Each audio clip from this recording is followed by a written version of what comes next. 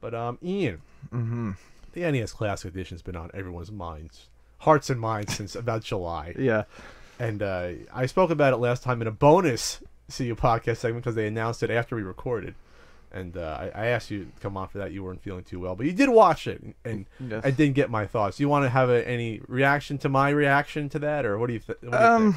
No, I mean, It's not worth talking about, really.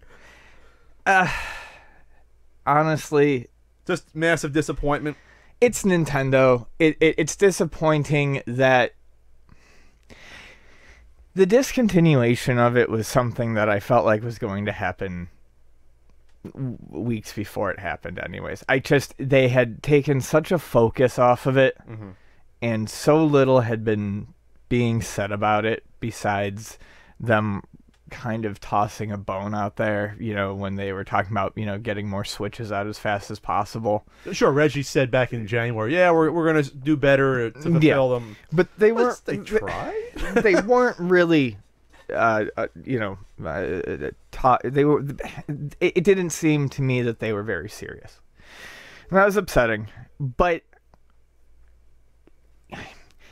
I honestly think the main reason for it is for them to ramp up Switch production, which is probably the thing they need to focus on most right now. Well, they can produce both at the same time. Nintendo's always produced two systems at the same time, at least, if you include handhelds. I don't know what that situation is. The bigger thing for me that bothered me with the whole situation wasn't necessarily the discontinuation, because the discontinuation was a problem formed by a different issue, and that was the misreading of the market the first time around when they released the damn thing.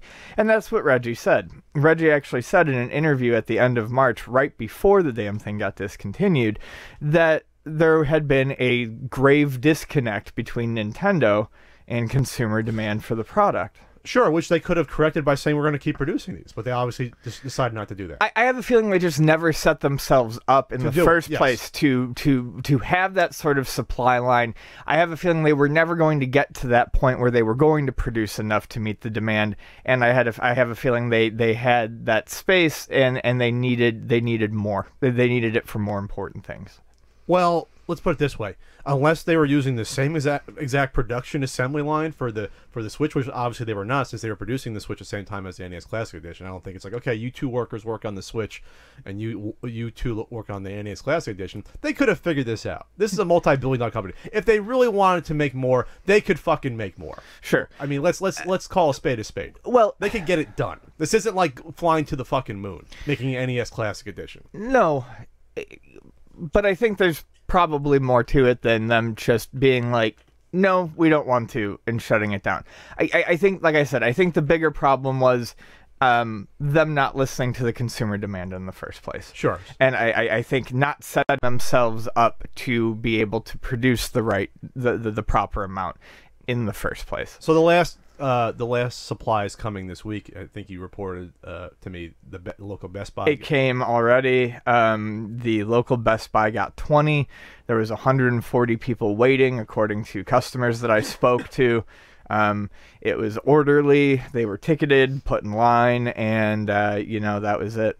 And those last 20 sold. So you're hoping that at least some of those didn't go to scalpers, because they're the only ones that won. Hoping, but I don't have a lot of hope for it. I had people calling our store the day after they were discontinued, and people were asking for that mini Nintendo thing.